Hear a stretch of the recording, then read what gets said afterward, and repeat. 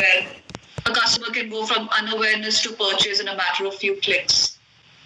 And last few years, content has emerged as an important means of not only attracting new customers, but also generating brand equity, nudging conversions, and when done right, even creating the critical word of mouth.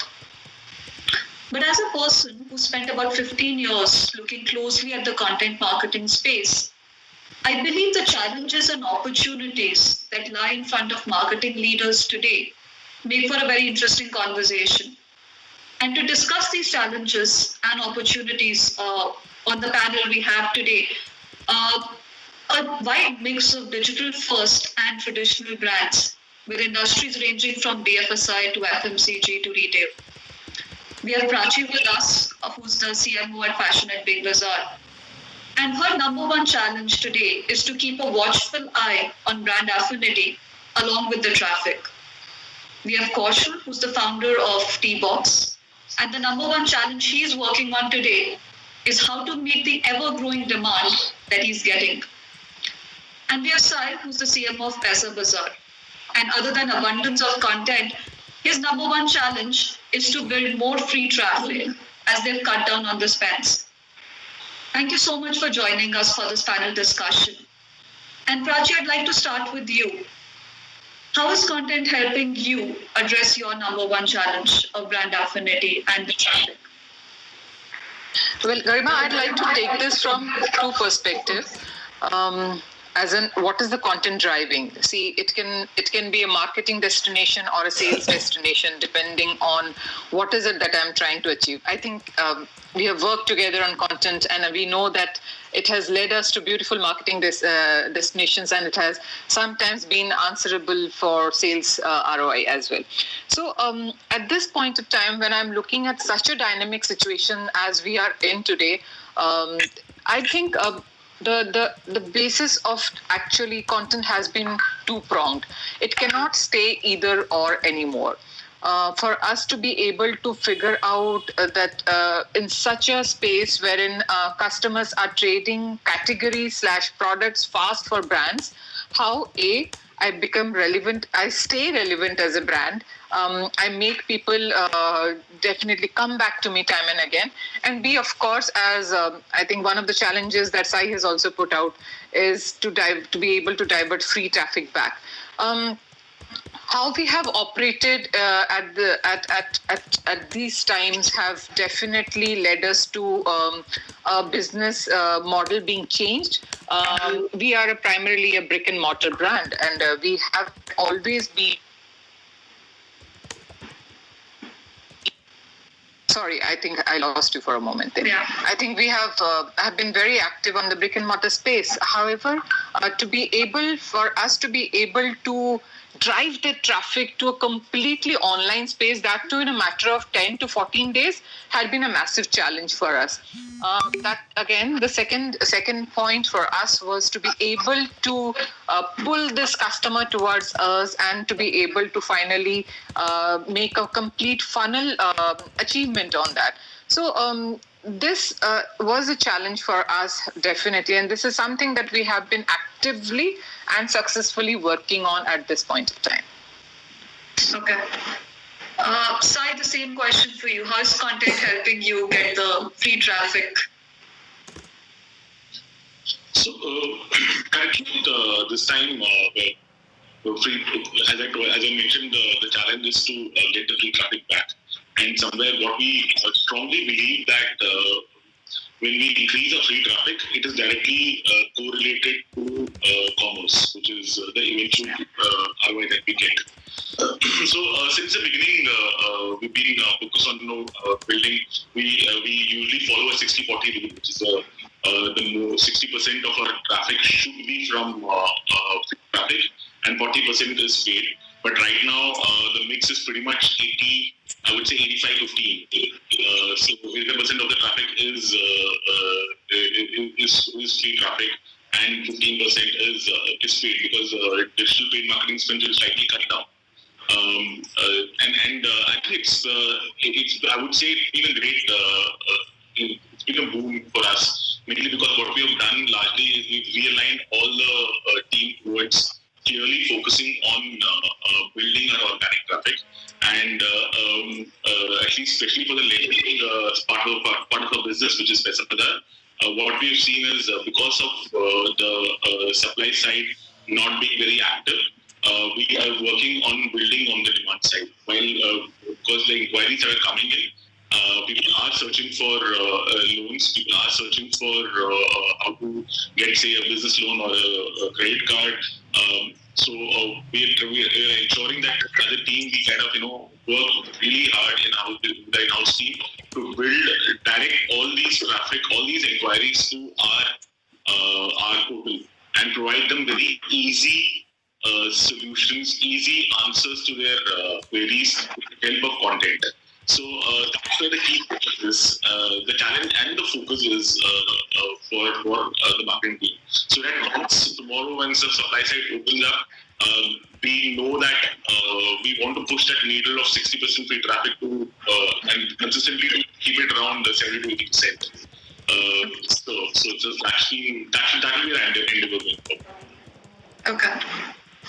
And Kaushal, you have the best challenge, the good problem of all. You have a ever-growing demand during the quarantine and lockdown. How is content helping you tackle that challenge? So, look, Garima, when we went into the lockdown, no one knew what was going to happen. But we knew very quickly in the first few weeks that the category we are in, especially tea category, there's going to be a huge surge in demand because naturally people are looking for immunity, people are looking for something which in some ways affects their overall health positively. We were, I would say, very underprepared for the expected surge in demand, and our entire operations are located in Siliguri, West Bengal. So West Bengal has been another challenge to work with. We decided very early that content will create or would probably play two roles. One is awareness building, and secondly is creating that trust, because you are taking a product inside your body, so to speak. So the trust with the brand has to be very strong. Thankfully, on the awareness part, we have to thank Ministry of Ayush. They have done a great job, in terms of promoting ashwagandha, promoting green tea, promoting tulsi. So we realized that, we shouldn't be spending time there. The entire focus for us has to be building the trust with the consumers, given that the demand is going to be created. And the way we went about creating that trust is quickly making sure our products, our certifications are available on the products at all the platforms. Very, very importantly, doing what we call, a lot of Instagram, Facebook Live, where we put our tea partners, our growers directly in conversation with the audience we work with or the customers we work with, so that they also get a sense of where the products are coming from, what are we doing, and give them a very, I would say, close update in terms of what are the things we are doing internally to ensure that, we are taking as much as precautions as required. So I would say in our case, content was, we predominantly worked, or rather looked at contents to kind of ensure that the trust factor is continuously being built between us and the potential consumers. All right. Prachi, coming back to you, you spoke about how, within a matter of 10 to 14 days, you had to go from, driving footfalls to driving online traffic. And some of this would continue. Do you think that content as usual will be able to take care of this? Or are you thinking more interactive content? For example, there is Sephora's virtual artist. You have, the whole VR app space that a lot of people in the fashion industry are talking about. Are some of those initiatives going to help you along the way? So let's put it two ways, Garima. I think there has been always a propensity of using AR and VR in fashion and beauty industry. Sephora is one of the most advanced brands, I have to say, and I have seen this. I've been interacting with this brand in the past 15 years of my life, and I know for sure it's one of the most advanced brands to be having to be trying this. What this entire situation, I don't want to put unprecedented words like unprecedented anymore. What this entire situation has done is to actually push all of us, in fact, whatever digital maturity space we were in, professionally or personally, we've all advanced further. And that's going to stay true. This is my favorite line to put out before marketeers. All of us are consumers. The way we want our customers to interact with our brands, we want the brands we are interacting with to interact with us. So yes, an AR and VR in the beauty and the fashion industry is here to stay for long. And why go further? I think one of our primary player in the industry has been the bestseller group, which is Vero Moran only, and they have been launching something in the past one and a half months. It's outstanding, wherein you can actually try the garments, and it's not a 2D trial VR method. It's an outstanding tool which will help you actually see the fall of the garment on your body, and it's as simple as actually just putting in your stats. So these are here to stay. These are definitely, and if a person like me who has been in the fashion and beauty industry for the past 15 years of her life is getting impressed, I think consumers will definitely get overwhelmed by what we are putting out there. And it's here for us to stay and have, but as a brick and mortar player, I can just say that have we not seen footfall bounce back to the stores once partial lockdowns have opened up? Yes, it has. We see definitely growing sale day by day in the offline space. However, some behavioral changes will definitely be around for a longer period of time, and that will definitely change the industry mix for times to come. All right. Sai, coming to you, I mean, you said that 60% of you already get free traffic, which is enviable, and taking it up to 80% is, any marketer's dream. And honestly, whenever I search for anything related to lending, Paisa Bazaar is right up there as one of the first few search trends. You do content marketing at scale so well. For a brand like you, is it down to science part of it? You know exactly what you want. You have the process set in, and you go after it and get it. Yeah. I think what we focus on is, as I mentioned earlier, we always have been very, very focused on building free traffic. The reason is the conversion rates of the free traffic is much higher than any paid acquisition spends that a brand does. Be it direct traffic, people searching Paisa Bazaar directly, using the app, or any organic search. So the eventual conversions are much higher than any paid source. I would say the conversion rates are around 1.5x of any paid source. So what? And therefore we've been focused on building the brand. So when you build the brand, your direct traffic increases, and also when you focus on SEO, which is organic, your organic traffic increases. So what we call free traffic is a mix of direct and organic, and a mobile app, which is again a mix of direct and organic. So that's a single-minded focus. So as you rightly said, direct is largely also depends on how well we are building the brand, and I'll come to that. But before that, organic is largely very scientific. We know what are the search volumes of the core keywords that we have, and what are the search volumes of the related keyword that we have. And then there is a large team which kind of focuses on building content for these keywords. Like, for example, if you search, we are very on free credit score. And if you search for civil or free credit score, or how do I improve my score, you will see multiple contents on that.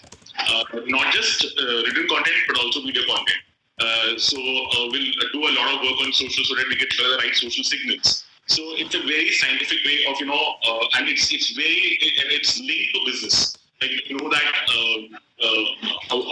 how much inquiries does a business team require from an organic source, and also at what rate does the organic traffic convert. So it's all linked to business, and SEO team has that target in mind every month. So, and even on the content pages, we say that, how do we, without disturbing the consumer who is there to read the content, how can we kind of, get more inquiries? Where all can we smartly put banners? So to increase that, divert the traffic to business. So there's a very scientific way to approach it.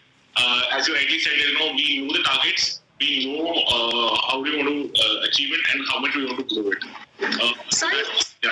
Sorry, but I just wanted to, ask you, how much time does it take? Because, for a lot of the brands who will be doing this for the first time, now, the idea is that, I'd put like 10 blogs together, and why am I not coming up on search results? How long did it take for you to do this?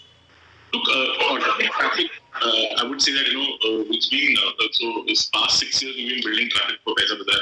I clearly remember that, once in one of the meetings where we were sitting, IAMAI digital head was sitting, and we were saying that we were well behind our competition.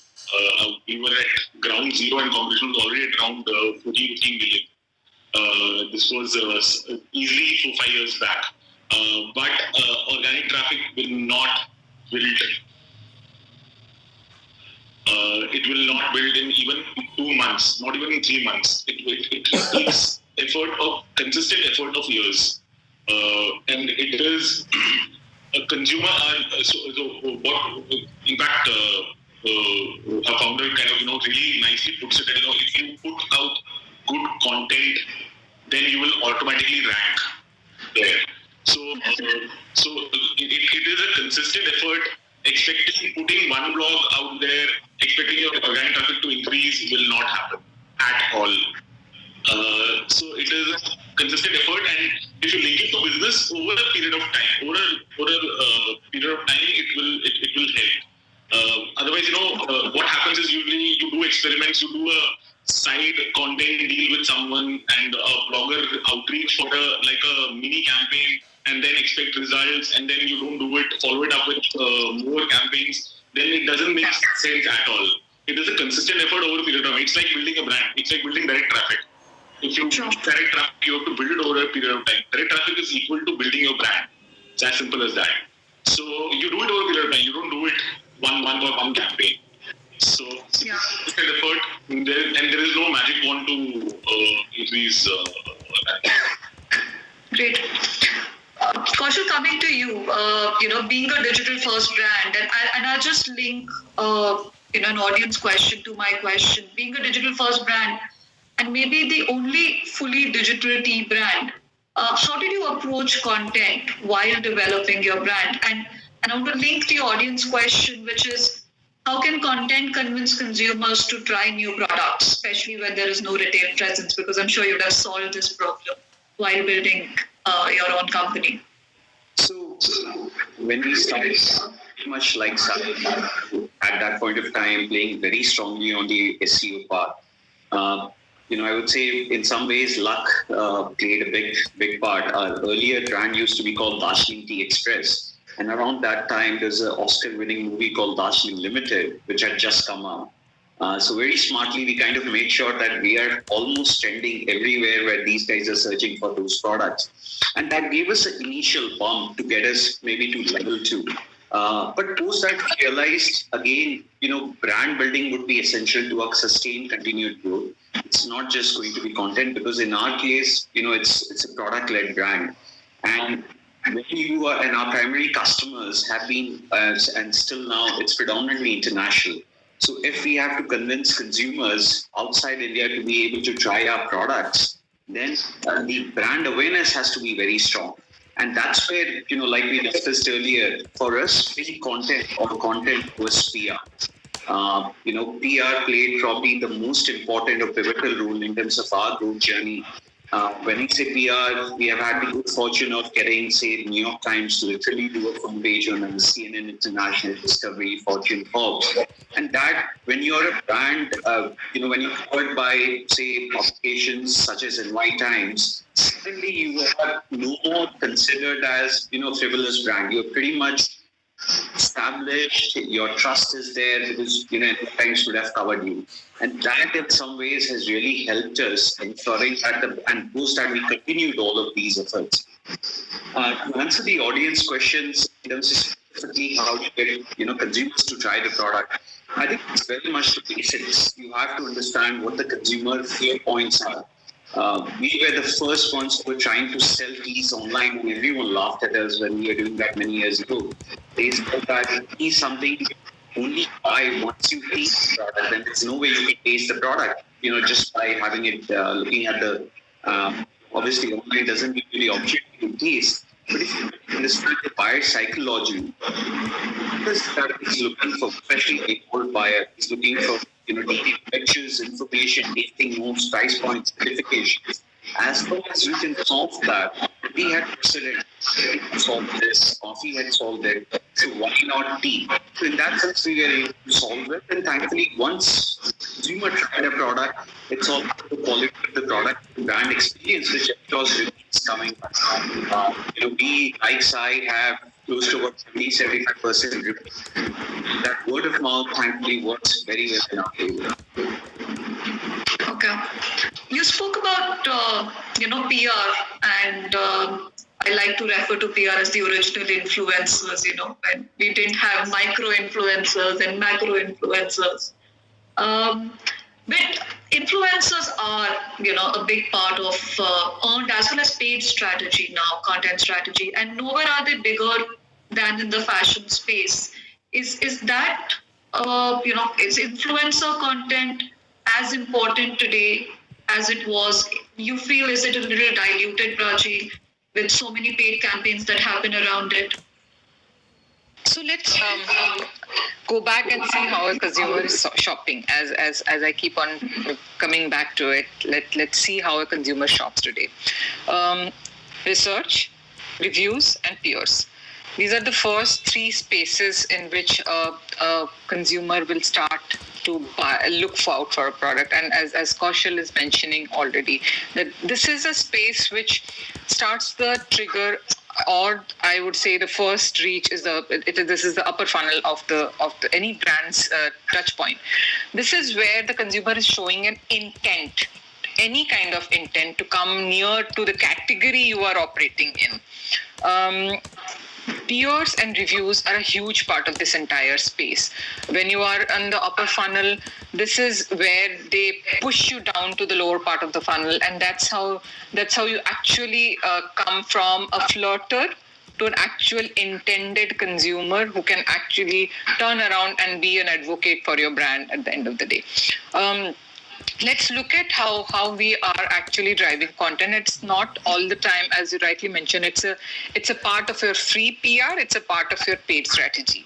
How we are operating, and these circumstances have actually furthermore pushed this entire situation in a brand's favor, wherein we have a lot of micro, nano, or the big influencers actually being able to up themselves and say that, hey, we're ready to partner and create content which helps us create a brand which does justice to both the partners. And it should not be only that I am speaking for FBB.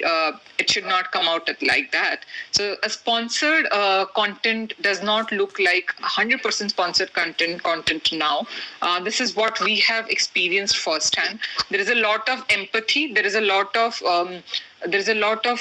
putting your hand up and saying that, okay, this is exactly the real me, and this is how the content is being put out. I'll take a small example of what we are putting out from our beauty segment as well. And this I mentioned because this is what has been actually, and as Sai and Kaushal have been mentioning, SEO is not, or an organic push is not achieved over just like a month or 2 months or even 6 months. It's something which has been attributed to a brand over a period of time. Let's look at what we did as a beauty in the beauty space for us. We definitely were not known as a beauty destination. What we did was when this market went for a lockdown, what we did was we picked out 1 or 2 pain points that the consumer is going through. Garima, most of us would agree that we have been missing our salons like hell. All the women out there, for sure. Our parlor wali didis play a big role in our life, and we have been missing them like crazy. So all we did was pulled out content as simple as ghar mein kya hai, basic stuff hai. So for the first conversation, we opened up when beauty were not part of the essentials, were ghar ke nuske. And this was part of our salon talks. The second point, we graduated when essentials opened up and people were still not investing a lot on beauty and skincare. We were finding out brands, we were finding out products which will actually ease people out, saying that, okay, ye already ghar mein hai, what can I do better? The influencers that we were working with were actually very relatable influencers. And this is what actually generated a lot of organic traffic for us. And this is just a one-off example. I'm sure marketers like out there would definitely relate to what I'm trying to put out. At this point of time, influencers have been far more empathetic than ever. Never before. And you touched upon ghar ke nuske and the wide reach of content. But I'd actually like to ask this question to Sai, because regional content, especially in the BFSI space, has always been a bit of a touch and go. Does it really work? Does it not work? And Sai, before I ask you about how well does the regional content work, I'd like to add that to a audience question that we've got, which I think is closely connected, which is that as the content consumption from the small towns is increasing, and especially that too on the mobile, is there merit in creating advertising/content only targeted towards them?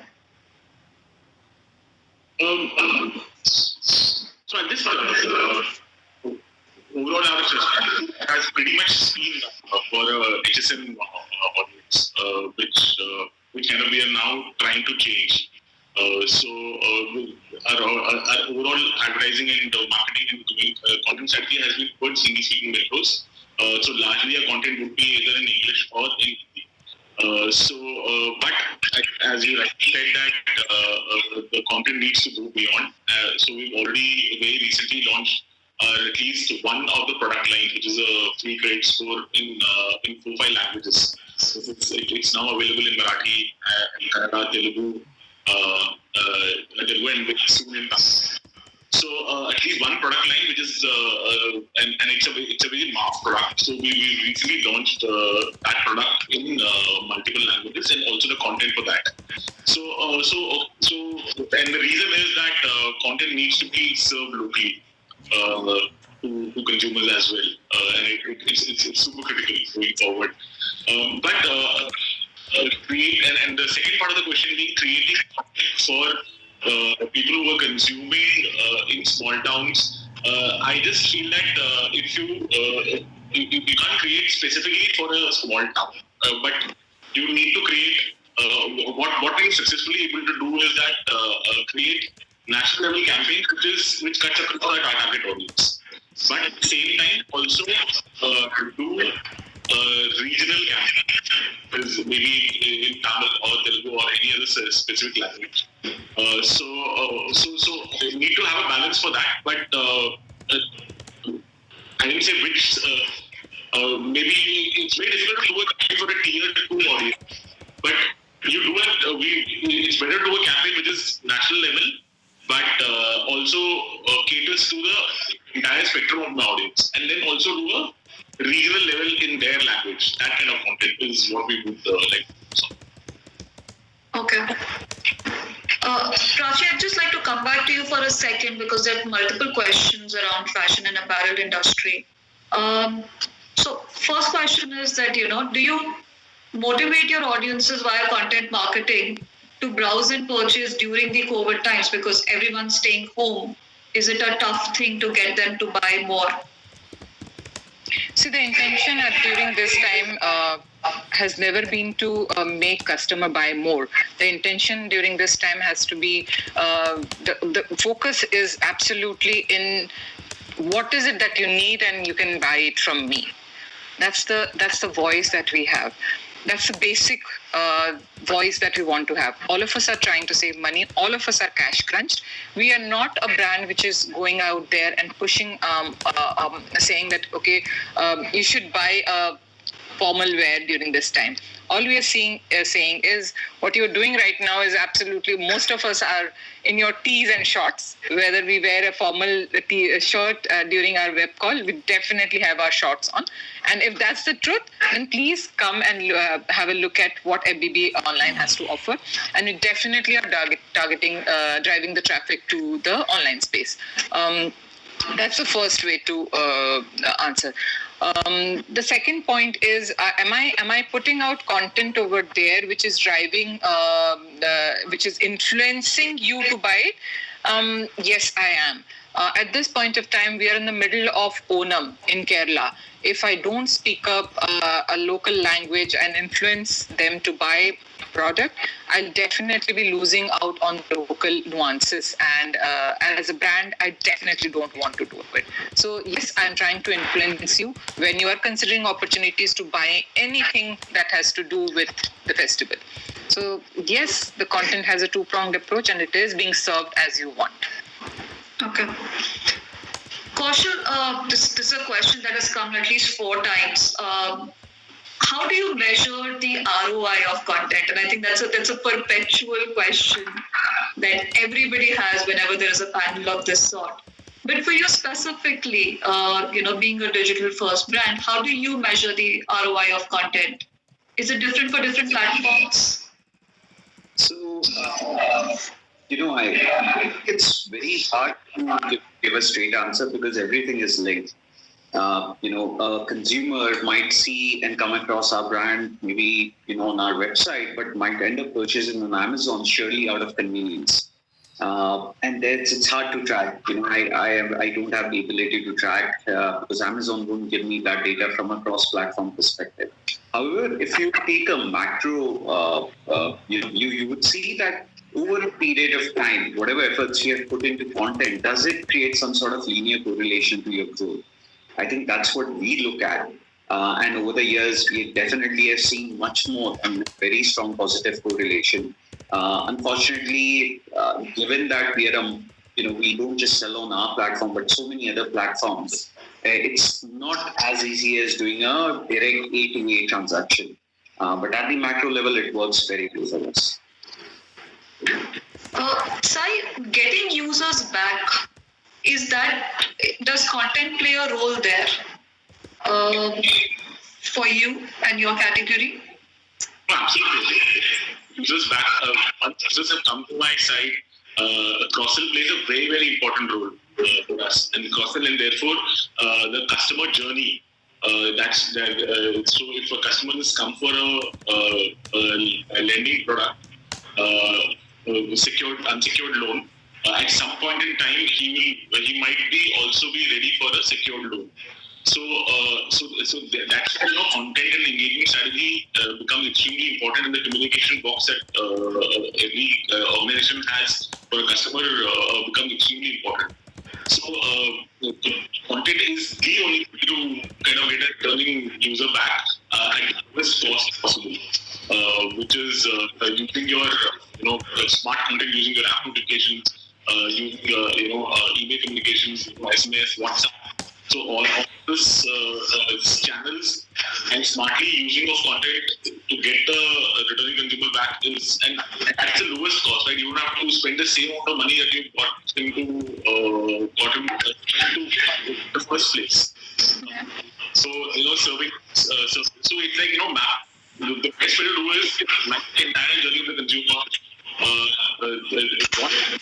Creating cohorts internally of what are the set of audiences that you have and what will be their next set of product propensity modeling. So largely that. So building propensity modeling and also training a communication box for them. So returning user is focusing on returning user is to be slightly higher than your acquisition once you are at a certain level. Okay. I think we have the last 5 minutes to go. So I would, want closing remarks from all of you. If you think we were having this discussion 5 years from today, What do you think would have changed in the space of e-commerce and content marketing? Kaushal, I'd like to start with you. These days, predict the next month is a challenge. So 5 years is quite a stretch, but I would say that 5 years from where we are today, I think the commerce, at least for us, the entire commerce opportunity would be looking very different. I think at some point of time, I'm again really playing, looking at the window and or the crystal gaze and see if you can create some kind of sensorial experience, because that plays a very strong, especially in our category. If commerce could be evolved to that extent, and more specifically, how do we create content around those kind of experiences? Because we look at tea not just as a commoditized product, but more so much as a lifestyle experience, right? It needs to fit very nicely. We don't have AR, VR where you can actually see, what's the color of liquor and all of that. I mean, there's no opportunity for me to create that yet. But at some point of time, I'm sure there'll be interesting opportunities, but very hard to crystal gaze at this point of time. Sai, what about you? I'm sure 5 years down the line, if you're doing this panel, one question would appear again, which is how do we measure the ROI? That will never go away. I'm sure 5 years ago, the same question had appeared. So this question continue to come up. But my only view is that somewhere, we have made peace with the fact that we have to build preference. And building preference is where, for a brand, is where content plays the significant role, and it's a long-term game. So it's a great balance between building preference for a brand and driving performance. So everything should be seen from ROI. One is a short-term ROI, one is a long-term ROI. And content is a long-term ROI. Sure. Prachi, 5 years from today. The beautiful part of it, I would actually be looking forward to some immersive experience in the fashion and beauty segment from a perspective of a programmatic point of view. I think that would be the next sensorial level of experience, if I may say, for me in this industry. Do you think rural would have been buying by then? Because that's also one of the questions we've got. That's for me? Yeah. Do you think rural is already buying massively? Maybe we are not realizing the potential that small towns and rural areas have at this point have in this country. But when you specifically asking whether they would be buying fashion, well, they are way more fashionable than we already can imagine. I think roti kapda और मकान में कपड़ा बहुत major part play करता है. So whatever fashions level they are by themselves huge, highly fashionable, I think. Great. Thank you so much for talking to us and sharing your experiences. Thank you. Thank you. Garima. Over to you. Thank you all. Panelists for an amazing discussion. A special thanks to moderator Ms. Garima for keeping the conversation exciting. Thank you to our partners, Telesign, ShareChat, Blink, Nielsen, and the Friends of Marcon. Have a great day ahead. Thank you.